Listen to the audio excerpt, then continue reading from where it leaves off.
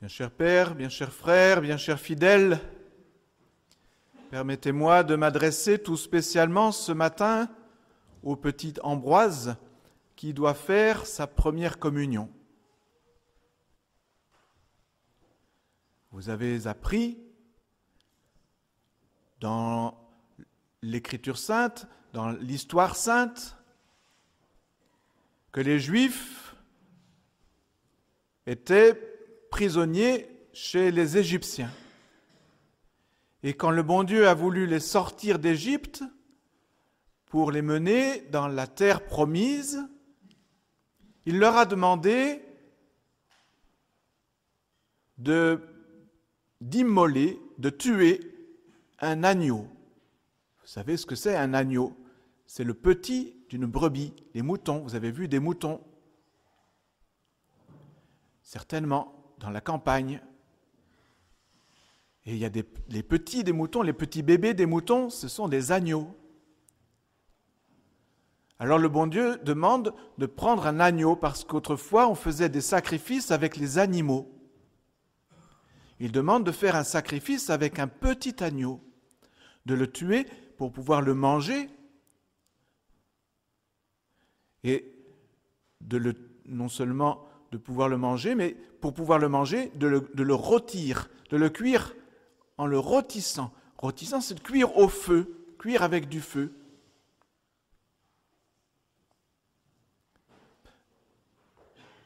Et cet agneau, il ne fallait pas casser ses os. Vous savez, quelquefois, quand on mange de la viande, on casse les os pour pouvoir séparer les parties de l'animal. Eh bien là, il ne fallait pas casser les os. Il fallait que tout reste entier. Et d'autre part, il fallait qu'on mange tout dans l'animal. Il faut que tout soit mangé.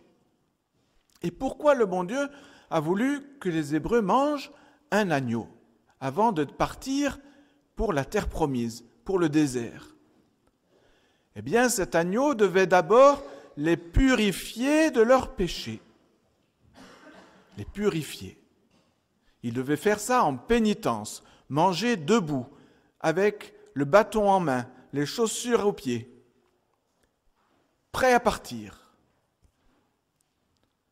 en mangeant des herbes amères.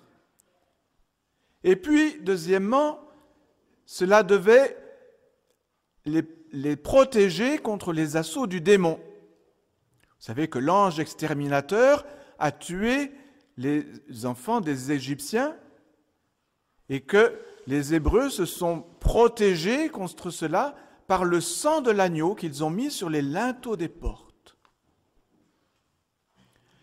Alors, ils ont été protégés des assauts du démon par l'agneau.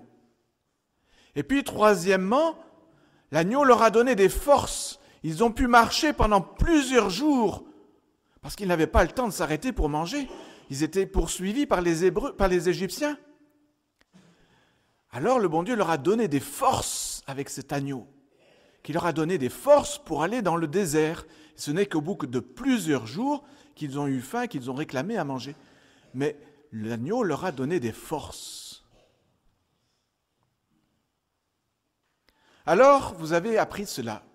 Et vous pouvez vous demander pourquoi je vous parle de ça le jour de votre première communion. Vous avez aussi appris que Jésus, la veille de sa mort, le jeudi saint, il a fait un repas avec ses disciples. Et justement, dans ce repas, il a mangé l'agneau pascal. Il a mangé l'agneau pascal avec ses disciples. Il a fait tout comme le bon Dieu avait prévu 1000 ans auparavant. Il a fait tout le rituel de l'agneau pascal. Et à la fin, il a lavé les pieds de ses apôtres, et puis il a pris du pain, et qu'est-ce qu'il a dit, Jésus, quand il a pris du pain? Qu'est-ce qu'il a dit? Il a dit, ceci est mon corps. Ceci est mon corps.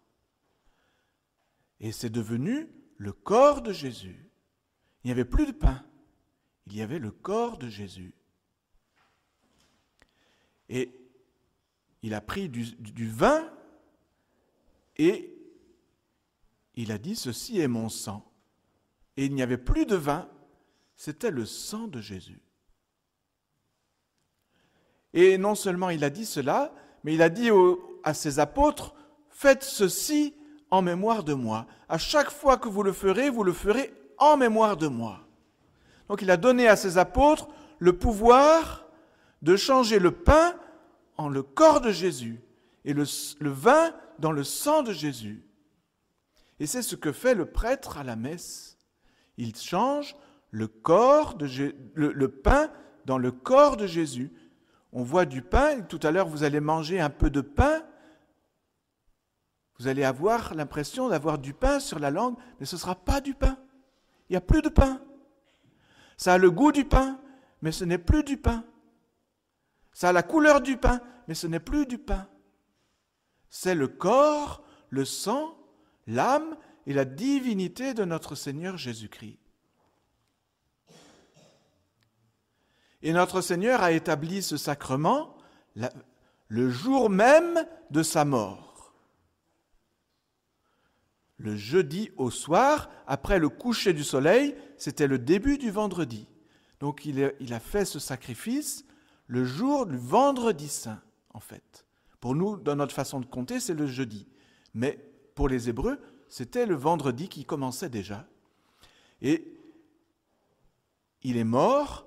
Juste après, il est allé faire son agonie au Jardin des Oliviers, et puis il a été condamné à mort, il a été flagellé, couronné d'épines, il est mort sur une croix. Et sur la croix, qu'est-ce qui s'est passé ? Ses os n'ont pas été brisés. Les soldats n'ont pas cassé ses jambes comme aux autres prisonniers. Et il est mort en donnant tout son sang, en versant tout son sang. Et il a donné tout jusqu'au bout. Tout était consommé. On peut dire aussi consumé par le feu de son amour. Il est allé jusqu'au bout. Il a tout donné. Et c'est pour ça que l'agneau devait être tout consommé et tout consumé par le feu. Alors, notre Seigneur a réalisé vraiment ce qui était figuré autrefois. Voilà l'agneau de Dieu, s'est écrié Saint Jean-Baptiste. Voilà l'agneau de Dieu qui efface le péché du monde. C'est lui. Le vrai agneau de Dieu, c'est lui.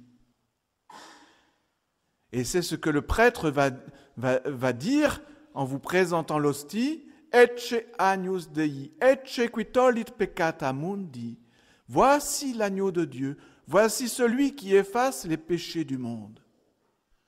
C'est le vrai agneau, le véritable agneau, c'est notre Seigneur Jésus-Christ. Et on le chante dans l'Agnus Dei qui tollit peccata mundi, miserere nobis, etc. Agneau de Dieu, l'agneau de Dieu, le véritable agneau de Dieu, c'est notre Seigneur Jésus-Christ. Alors vous voyez cette deuxième réalité, la scène dont nous commémorons aujourd'hui l'institution, eh bien, est la réalité qui était figurée par l'agneau de l'Ancien Testament et qui le remplace. Et aujourd'hui, eh bien aujourd'hui, nous avons la grâce d'avoir toujours ce sacrement. Parce que notre Seigneur, comme je l'ai dit tout à l'heure, a dit à ses apôtres, faites ceci en mémoire de moi. Faites ceci en mémoire de moi. Donc il a donné à ses apôtres et donc à ses prêtres le pouvoir de consacrer le pain en son corps et le vin en son sang. Et toutes les fois que nous célébrons la messe, nous réalisons, nous renouvelons sur l'autel le sacrifice de la croix.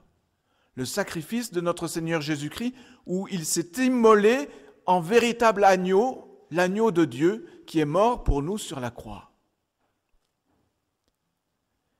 Et à chaque fois que nous communions, eh bien nous recevons cet agneau qui produit les mêmes effets, ou même plus exactement, beaucoup mieux encore que l'agneau des Hébreux, parce qu'il nous purifie de nos péchés. Véritablement, nous recevons Jésus lui-même qui nous purifie de nos péchés. Et puis, il nous donne la force contre le démon. Quelquefois, il y a le démon qui nous attaque, qui nous titille, qui nous tente. Eh bien, nous avons la force, par la communion, nous avons la force de repousser le démon. Et puis, nous avons besoin de force pour nous soutenir, pour aller jusqu'au ciel, pour vivre notre vie de voyageurs jusqu'au ciel. Alors notre Seigneur est notre force, notre viatique, notre réconfort. Il nous donne cette force, il nous donne cette pureté, cette protection et cette force.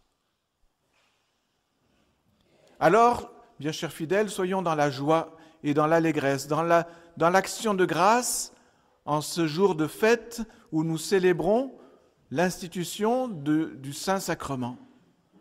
Soyons dans l'allégresse, dans la joie, parce que nous n'avons pas de plus grande grâce que ce sacrement, qui contient non pas seulement la grâce, comme le baptême, la confirmation contiennent la grâce, mais qui contient l'auteur même de la grâce, notre Seigneur Jésus-Christ lui-même.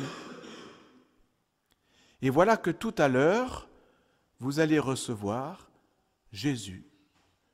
Vous allez recevoir l'enfant Jésus, l'agneau de Dieu, le vrai agneau. Vous allez le recevoir dans votre cœur, vous allez lui parler, le remercier, lui dire que vous l'aimez, lui demander cette pureté, cette protection dont vous avez besoin et surtout cette force, voilà, pour vous mener jusqu'au ciel. C'est la grâce que nous demanderons les uns pour les autres et spécialement pour Ambroise pendant cette messe, au nom du Père et du Fils et du Saint-Esprit, ainsi soit-il.